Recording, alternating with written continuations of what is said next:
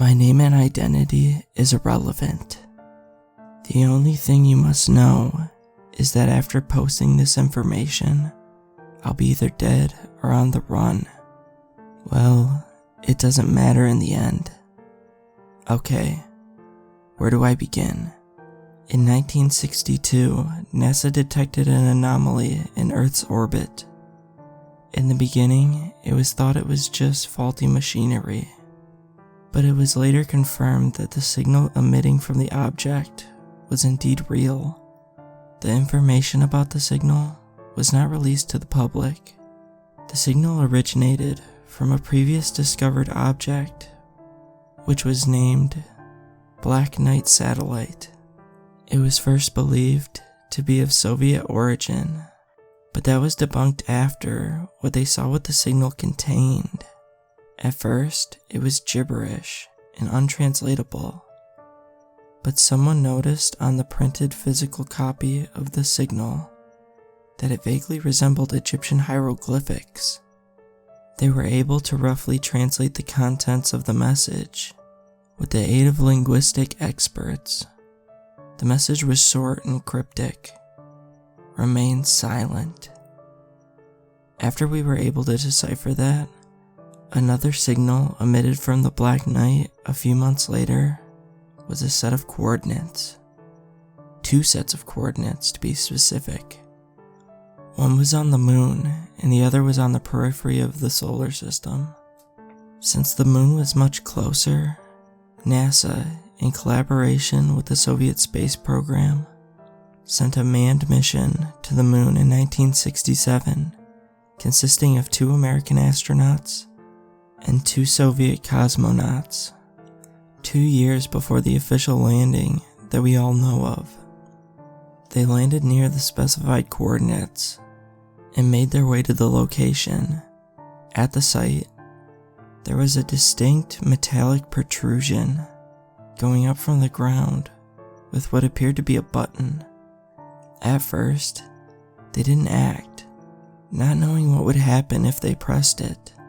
But with the pressure from those back on Earth, one Soviet cosmonaut begrudgingly accepted to press the button, while the others made sure to make what they deemed a safe distance from the potential threat.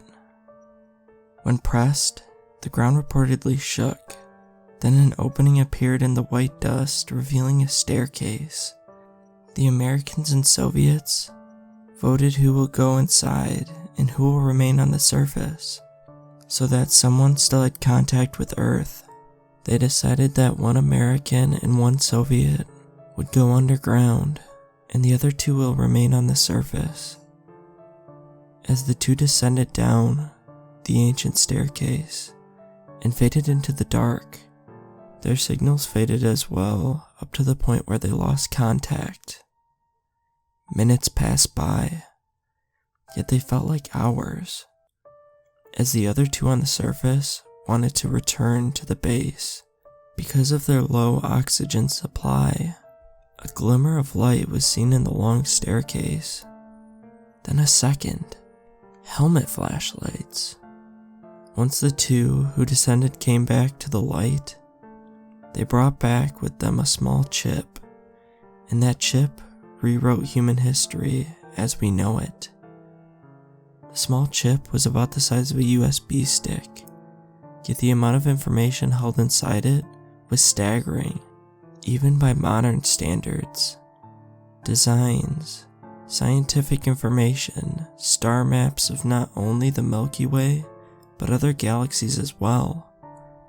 But most importantly, a historical record. Throughout the years, we had some success in translating the texts. There are still gaps, some wilder than others, but we have the gist of it. I'll tell you the history of our benefactors briefly. About 1.6 billion years ago, a civilization emerged in a faraway galaxy. They were, as far as we know, the first sentient species in the known universe. Their beginning was similar to ours. First, they slowly crawled out of caves, then conquered their planet, and later on ventured towards the stars, eventually conquering their solar system as well. With time, they noticed that they were alone. At first, they saw that as a plus. They advanced their technology and conquered more stars. They developed wormhole stabilizers and were able to travel between systems with great speed. Soon enough, they perfected that technology, and with that, conquered their galaxy, establishing a highway network of wormhole stations in each system. Yet the galaxy they conquered was void of almost all life, except for simple life forms, and the occasional complex life, but no sentience. They grew wise, and they grew lonely, and they set a goal for themselves to seed the universe with life. First they began with their own galaxy, and then they were able to make a large wormhole in the center of their galaxy, powered by the supermassive black hole there. That enabled them to travel to our galaxy. Their manifest destiny spread like wildfire. They seeded thousands of galaxies. Life sprouted and thrived under their watchful eye. One of the worlds they laid their hands on was our own, Earth. Life was already present here, but upon finding an upstart primate species on its surface, they gifted it sentience.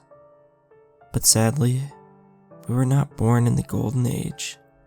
They were declining. They were in a state of war that already lasted for a couple million years. They were losing.